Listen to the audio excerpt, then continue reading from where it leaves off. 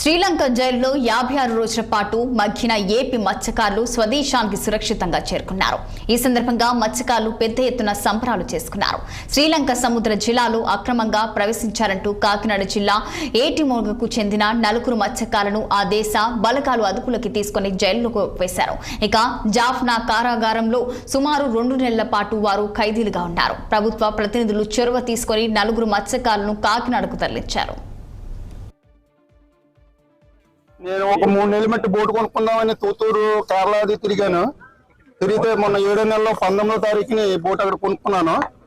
కొనుక్కుని మన వాళ్ళని ఒక 3 తీసుకొద్దాం అనేసి వెళ్ళి అన్ని అమౌంట్ అది కట్టేసిన తర్వాత 8వ నెల 2వ తారీఖు పొద్దున 8 గంటలకు బయలుదేరాం. తూతూరు నుంచి బయలుదేరిన తర్వాత రామేశ్వరం 3వ తారీఖు 10 గంటలకి వచ్చాం.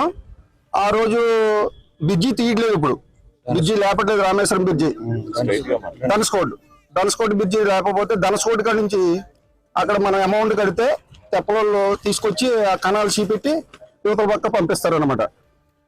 అప్పుడు ఏం చేయాలంటే తెప్పలలో ఈ పక్కకి మమ్మల్ని డ్రాప్ చేస్తారు. వాళ్ళకి భోజనం అది పెట్టి ఆఫ్ చేసి భోజనం అది పెట్టి మేము 12 గంటలకల్లా బయలుదేరిపోయాం. సరిగ్గా 5:30కే నేను అలా కొంచెం సాగరపడ్డాను. డ్రైవర్ టీవీలో ఉన్నాడు. అందులోకి మళ్ళీ నేను ఇచ్చుకుని డ్రైవర్ వెనక్కి వెళ్ళాడు. మామూలు తినగానే వెళ్ళిపోతున్నాం, బోటు ఒకే స్పీడ్ వెళ్ళిపోతుంటే వెనకాల కోటు వస్తుందని నేనే చూసుకున్నాను. వెళ్ళి మళ్ళీ టీవీ గురించి వెళ్ళి కోటు వస్తుంది అనేసి అంట్లోకి మనదేమో ఇండియాదేమో అనుకున్నాం. అన్న వెళ్ళిపోతుండే మన ఈ కుర్రాడు అడిగాడు ఇండియా అనేసి, లేదు శ్రీలంక అన్నాడు. మేము ఇలాగే మా రూట్లో మేము వెళ్ళిపోతున్నాం కదంటే, మీరు 3 కిలోమీటర్స్ లోపల నుంచి వెళ్తున్నారు మా దాంట్లో, ఇక్కడ గంజా స్మగ్లింగ్ అది జరుగుతుంది. తమిళనాడు వాళ్ళంతా అదే పని. తమిళ వచ్చు మనోడికి హిందీ వచ్చు.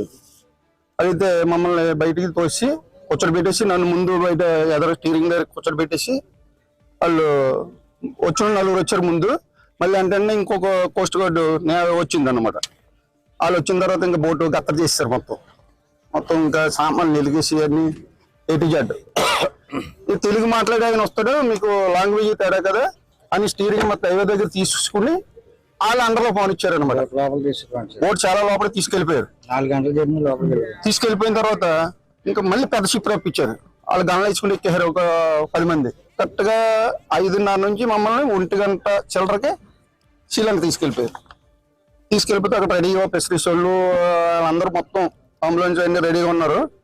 ఇంకా మమ్మల్ని దాన్ని కూర్చోబెట్టేసారు. నరుగుని కూర్చోబెట్టేసి ఇంకా బోట్లో ఏ సామాన్ ఉందో పై సామాన్ మొత్తం ఏటీజెడ్. అక్కడ దొంగలు ఎవరంటే కోస్ట్ గార్డు, నేవీ, అందరూ ధర్మాత్తులే. ఇండియా అంటే ఒక భయం ఉంది. మన ఇండియన్ స్పీకర్ ఇండియన్ ఎంబసీ అతను చాలా హెల్ప్ చేశాడు. అతను ఫిషరీస్ లోకల్ ఫిషరీస్ అతను కూడా చాలా హెల్ప్ చేశాడు నాకు.